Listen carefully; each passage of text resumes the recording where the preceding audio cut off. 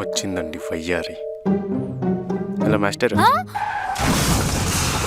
ఎక్కడికి వెళ్ళేసి వస్తున్నావే? అది గుడికి వెళ్ళేసి వస్తున్నానండి. కొబ్బరి చిప్పేదే? దేవుడికి కొట్టేశానండి. మరి ప్రసాదం? అక్కడే తినేసానండి. బొట్టు గాలి చెదిరిపోయింది కదా? అవునండి. కోడితే మళ్ళా గాల్లో గద్దలా ఎగురుతావు. నిజం చెప్పి ఎక్కడి నుంచి వస్తున్నావు? నిజంగానే గుడికి వెళ్ళానండి, కానీ అక్కడ రష్ గా ఉందని ఫ్రెండ్స్ మూవీకి వెళ్ళొస్తున్నా. అసలు ఇంట్లో మొగుడు అనేవాడు ఒకడు ఉన్నాడని గుర్తుందా? లేదండి, గుర్తుంది. మీరు ఎక్కడ చూసేస్తారో అని నక్కి నక్కి వస్తున్నా. అయినా నీకు సినిమాలకు షికార్లకు తిరగడానికి నీకు డబ్బులు ఎక్కడి నుంచి వస్తున్నాయి? మా అమ్మ ఇస్తుంది. ఏంటి మీ అమ్మ సేవింగ్స్ అన్న దగ్గర నుంచి శాలరీ మొత్తం తీసుకొని నీకు సినిమాలకు షికార్లకు తిరగడానికి డబ్బులు ఇస్తుందా? ఉండు నీ పని చెప్తా. అత్తయ్య అత్తయ్య.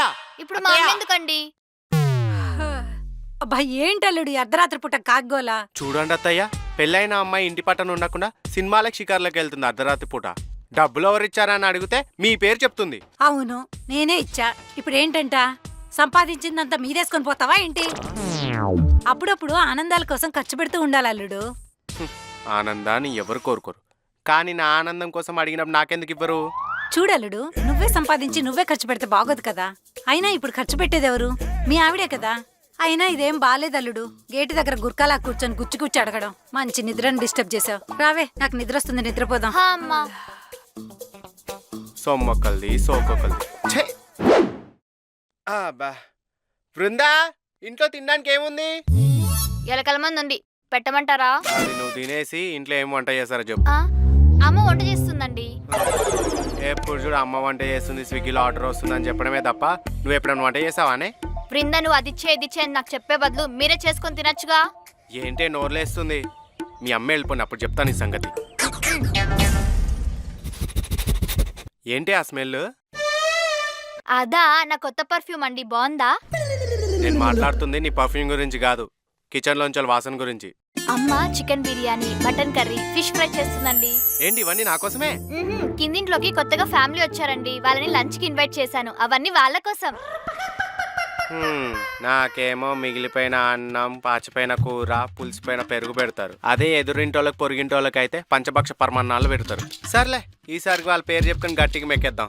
ఏవండి, రేపటి నుంచి నవరాత్రులు, ఉపవాసం ఉంటే చాలా మంచిదంట. ఉండు, దానికి నా పర్మిషన్ ఎందుకు? మీరే ఉండాలి. నేనెందుకు ఉండాలే?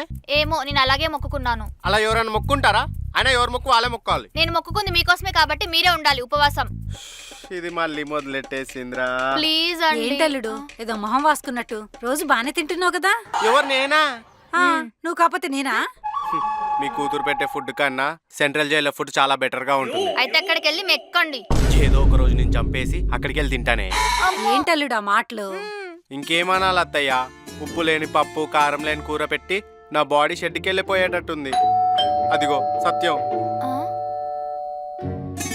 ఏంటే? చూడమ్మా. 2 సార్లు నువ్వు కొట్టా కదా, ఇప్పుడు నేను కొట్టాలా? నమస్కారం అండి. నమస్కారం. మీరు కిందింట్లోకి వచ్చాం, లంచ్కి పిలిచారు గెస్ట్ గా. ఓ రండి రండి. మేము రావండి. ఎందుకు? మేమిద్దరు 2 నమస్కారాలు చెప్పాం, మీరు ఒక నమస్కారమే చెప్పారు. ఇక్కడ సమానత్వం లేదు కదా. రెండోది మా ఆవిడ వచ్చి చెప్తుందే. ఏమే ఇట్రా. అప్పుడు వరకు ఇక్కడే వెయిట్ చేస్తాం. వస్తున్నా అండి. వచ్చేసారా? నమస్కారం అండి. నమస్కారం. హే, మళ్ళీ సమానత్వం పోద్ది. చెల్లెమ్మా, ఇందాక 2 నమస్కారాలు చెప్పాం, ఒకటి ఆయన దగ్గర నువ్వు తీసుకోయే. సరే అన్నయ్య, ఈయన మా ఆయన. చూస్తే అర్థం అవుతుంది సమానత్వం లేదు. లోపలికి రండి.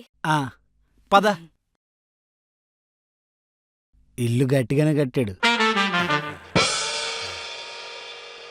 అంజు, వీళ్ళిద్దరికి నమస్కారం చెప్పాం కదా, ఇంట్లో ఎవరెవరు ఉన్నారో వాళ్ళకి నమస్కారం చెప్పేద్దాం. సమానత్వం రా. ఏమండి, వాళ్ళ ఇంటికి వచ్చి వాళ్ళ పర్మిషన్ లేకుండా అలా లోపలికి వెళ్తే బాగోదు. వాళ్ళు బయటకు వస్తారు కదా, అప్పుడు సమానత్వం పోద్దే. అన్నయ్యకి అందరినీ పలకరించడం హాబీ అనుకుంటా.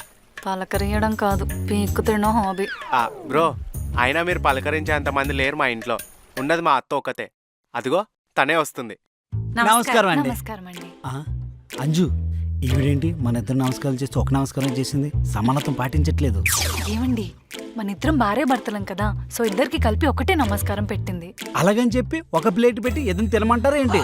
నువ్వు అస్సలు ఒప్పుకోవద్దు. సమానత్వం సమానత్వమే.